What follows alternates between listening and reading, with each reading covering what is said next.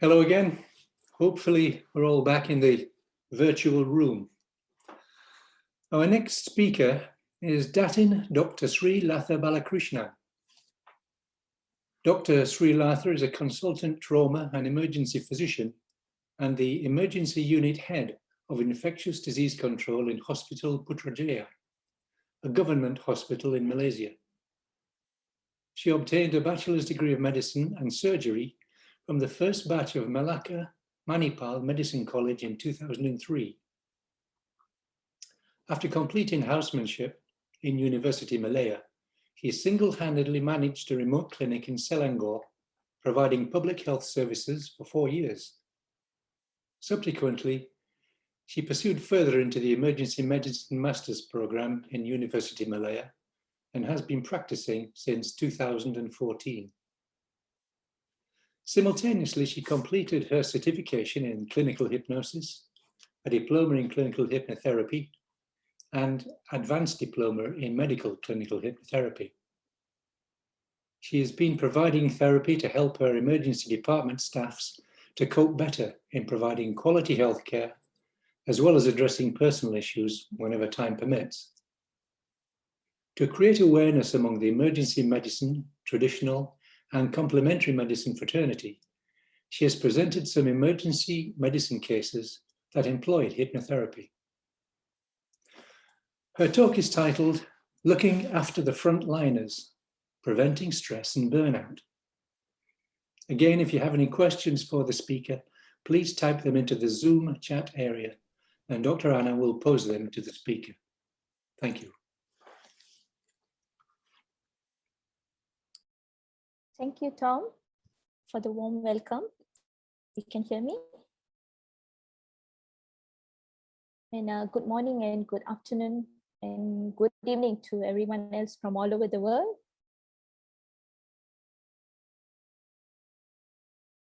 Just share my slide.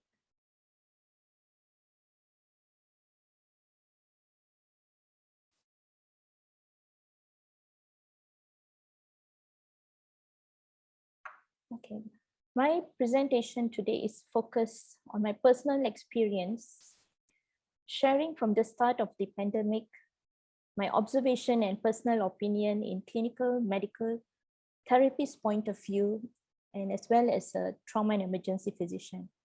It's somewhat a post-mortem of triggering factors that lead to stress and burning out of frontliners in the hospital setup, primarily in the place I work in, the emergency department.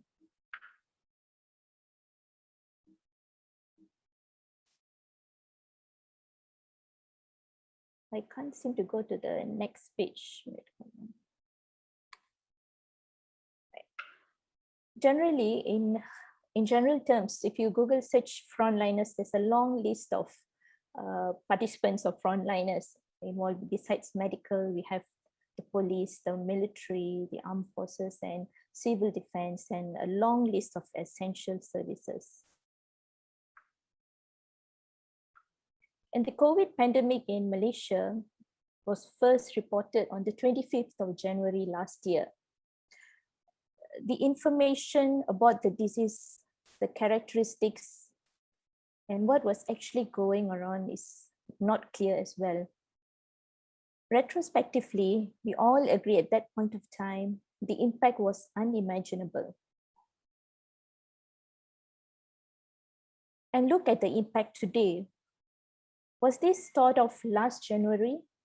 At today's world statistics, coronavirus cases are at reaching 173 million with deaths of more than 3 million and seriously critically ill patients at 88,000. On the 25th January was the beginning in Malaysia, where work-related stresses affected me myself, because that was public holiday for Chinese New Year, and there was a long stretch of holiday, and I was on call during that several days. There were so many phone calls from the district health office and infection control team, all discussing on plans. Most importantly, KL International Airport referral, because our hospital is the center of referral, as we say, nearest to the airport. This is my emergency department. It's a department, but there is multiple units that people play an important role in. There's approximately 220 staffs placed in quite a small department with limited space for the management of infectious disease. One isolation room without negative pressure. Space is limited for each zones of red, yellow, and green, as well as waiting areas. Over time, we needed to set up external tents and improvise to attend to the ever-growing pandemic disaster. The frontliners of emergency department per se involves the medical emergency command center, where they take the 999 calls. And then we have the pre-hospital care team, the triage team, treatment and observation zone, and essential services. And every emergency department somewhat functions similarly with several specialized units. And their work is interrelated and dependent on each other.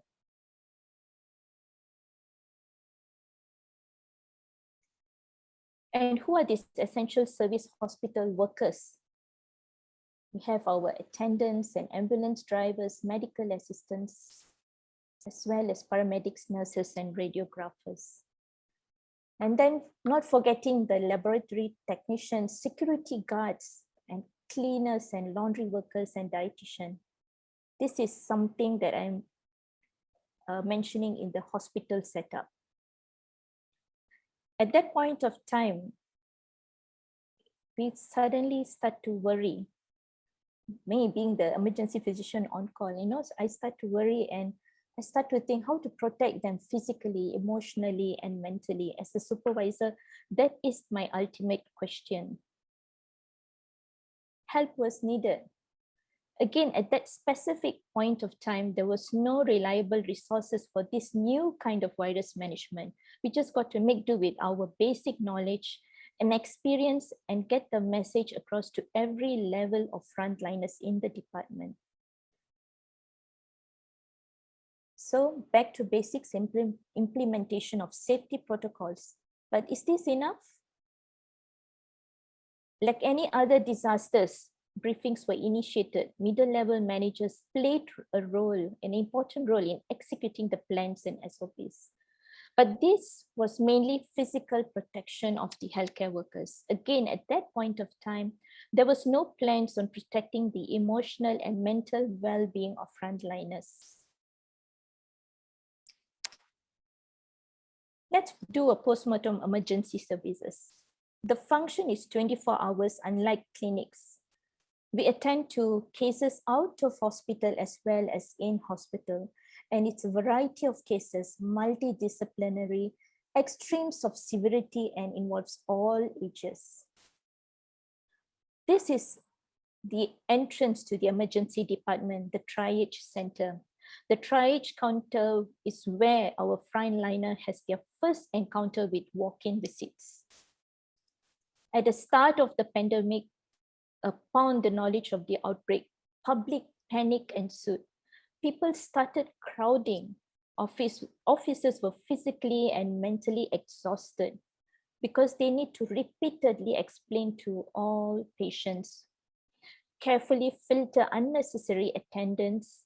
Without them, the ED would have been overcrowded unnecessarily. There was panic and fear, poor information, inadequate dissemination of information. Hotlines were busy, so they come to our emergency department. And some patients were very rude and nasty to our frontliners. In fact, VIPs, the VVIPs wanted special treatment, and that was, in fact, more severe pressure. Looking at the healthcare workers' mental stress, the reason identified as mental stress for medical frontliners in ED was not knowing your enemy, the disease per se, the extent of danger. Can we do anything about this within our capacity? Am I safe enough? and how to manage this surge capacity.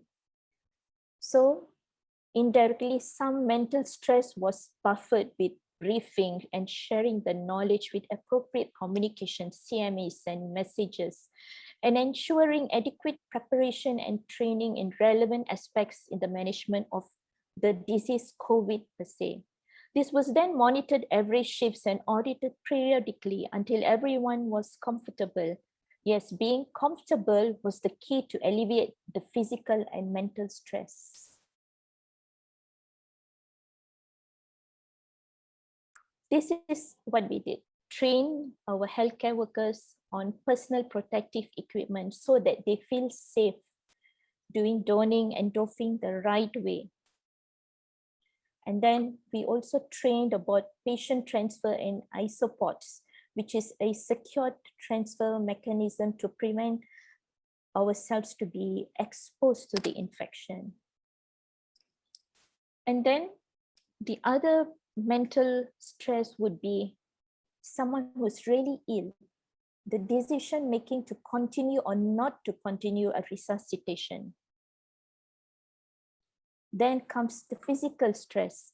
The physical stress is unimaginable. Sweat and heat in the personal protective equipment, swabbing or managing suspects of infection is not easy.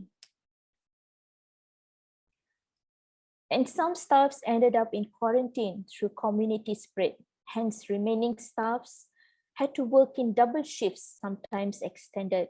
Most of the time, working environment was not conducive, not forgetting the personal health conditions as well. We have staffs that have pregnancy, ongoing pregnancy, having diabetes, hypertension, obesity, and even heart diseases. We should remember they are also human, so they have everything a patient has. Healthcare worker physical stress. Well, lacking of sleep is so very common. Exhaustion, fatigue, falling sick, and family responsibilities. They have their own personal obligations as a mother, as a father, wife, husband, son, or even a daughter. Being exhausted from work and back home with responsibilities. I would like to share with you a publication addressing the mental health of healthcare workers during the pandemic in June 2020. There are many identifiable key factors that is related to the extent of the mental health problems faced by healthcare workers. And this study in Italy confirmed a substantial proportion of mental health issues affecting particularly young women. Therefore, this study warrants further monitoring and specific interventions for healthcare workers throughout this pandemic to prevent long-term mental health-related disabilities. Sorry, somebody's screen has come into my... So, let me see, something's gone wrong here. Hi, Dr. Datin, Latha, everything okay? Yeah, I think some of the screen is here. Okay, let me take a look here. Could you disable your screen share for a while and then rename? Yeah. Okay.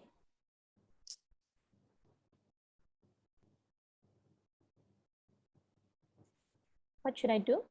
Reshare again, one more time. Reshare your PowerPoint again. Okay, wait, let me see. Yeah. Oh, I think it's closed. Always a technical error. Yeah. Let me just reopen it. Okay. Yeah, no problem. All right.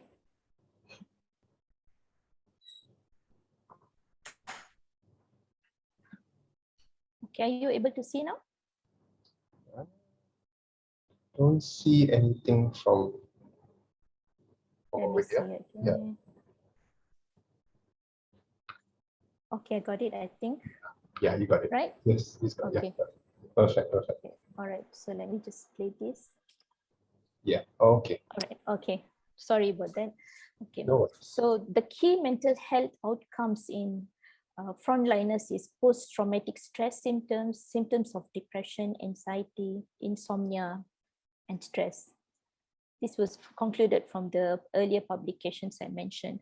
And casually, I do always ask my frontliners, what is that you're really afraid? And the word itself explains intense fear, fear of making decisions of resuscitation, when to call it quits, fear of making wrong decisions, fear of getting infected, and fear of getting back home and infecting their loved ones. And lack of personal protective equipment was the biggest problem. At some point, we were running out of the protective gears, and that was one of the things that is so important, and we had to do it ourselves and get donations and all. But imagine if we run out of it. So how can we prevent stress and burnout in frontliners? In my hospital, the mental health issue was addressed only this year.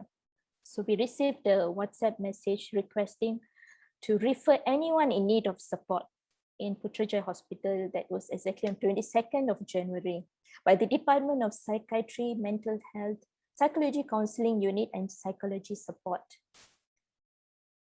But how early or how late were we in implementing early identification of the whole pandemic impact on the psycho-mental well-being of healthcare workers?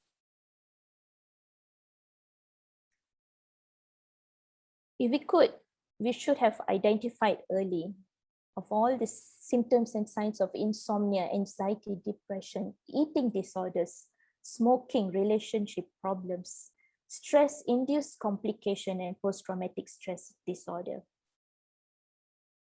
And we should treat early, because if we do identify early, then we could have treated early and addressed these problems faced by frontliners. The number of stress and burnout victims can be minimized. As therapists, we all know that not all such conditions are labeled as psychiatric illnesses. Medication is not always the answer. Hypnotherapy can help manage stress, fear, anxiety, insomnia, mild to moderate depression, adjustment disorders, and PTSD. Hypnotherapy approach itself builds a good rapport between your supervisor and your workers that will help with a better working attitude afterwards. Hence, I do strongly recommend that preventive measures should be implemented early.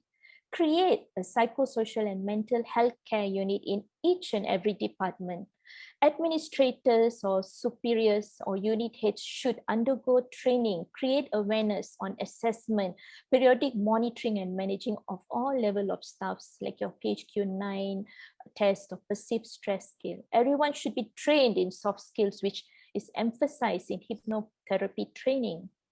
Train in clinical hypnotherapy, in fact, solution-focused therapy, and even EMDR.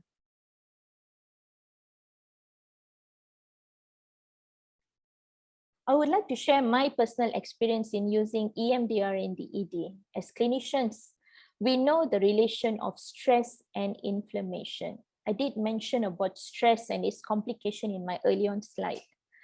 The root of various health ailments, either acute and chronic, is because of stress and inflammation. And some inflammation do cause pain, like your gout and rheumatoid arthritis and even migrainous headache. And all you need to do is improvise this therapy protocol, as it's not an ideal place to practice a lengthy treatment protocol in a noisy ED environment. So I did get a successful feedback from my healthcare workers who had acute gouty arthritis and toothache during this stressful period. And lastly, I would like to share an emergency medicine mindset by the clinical professor, Dr. Joe Lex. Hello, stranger, I am Dr. Joe Lex. I will spend as much time as it takes to determine whether you are trying to die on me and whether I should admit you to the hospital so you can try to die on one of my colleagues. You and I have never met before today. You must trust me with your life and secrets. I must trust the answers you give me are honest. After today, we will probably never see one another again. This may turn out to be one of the worst days of your life. For me, it's another work day. I may forget you minutes after you leave the department, but you will probably remember me for many months or years, possibly even for the rest of your life. Each question I ask you is conscious decision on my part, but in an average 8-hour shift, I will make somewhere near 10,000 conscious and subconscious decisions. So even if I screw up just 0.1% of these decisions, I will make about 10 mistakes today. With this, I thank you until we meet again. Is there any questions? Thank you, Datin, Dr. Latha. Good to see you again. And I must agree with our participants who said that this has been a very emotional sharing as well, because you're giving us an insight into what happens at ED, and we can only imagine how bad it gets. And thank you so much, because I think you all are doing a great job. I think we've got a question here asking whether the healthcare workers are open to alternative therapies, and if they are, what is the platform? Is free therapy available for them? So like Mr. Tom introduced regarding my therapy sessions, I used to do this as a favor whenever time permits. As you know, emergency department is a very noisy situation, but I do get to see them face to face with the mask on. But online platform is available, so this therapy is available, and I believe some of my colleagues who are attending this conference are doing free therapies for frontliners. So far, I have been not charging them. How can if you have volunteers, how do volunteers get in touch, or how do they sort of help you with this? If we have volunteers, okay. Now, in Malaysia, hypnotherapy has not been registered officially for alternative treatment. So I think you understand about the issues faced in Malaysia. Yeah. So I also had trouble to actually openly practice hypnotherapy in Malaysia, because in our local community, they are quite afraid of the word hypnotherapy. They think of some other modality, so it's like black magic or something like that. So it is quite difficult. So it depends on how the frontliners mentality is. So we need to create awareness. So because it's not officially accepted in the Ministry of Health, what we can do is only penetrate within our colleagues. Your circle, yes. Yeah. I think we've got one more question here asking how to deal with, because as you said, as you rightly mentioned, it's within your circle. But you find it like, any challenges having this hypnotherapy with your own colleagues, because I think sometimes we prefer to see a third party, but with the limitations, you're practicing with your colleagues. So there's a question on how do you deal with that? Okay, one is to build rapport, but I have never had that problem of them feeling uncomfortable. They do come and ask me several times, and it takes some time for them to decide and get ready for therapy. So that is not a problem. And at the same time, if they do feel like seeing somebody else, again, we have our close community of therapists that we can refer each other, and that's how we do and go about it. Thank you so much for your sharing, Dr. Latha. And so I will pass it back to Tom. Thank you.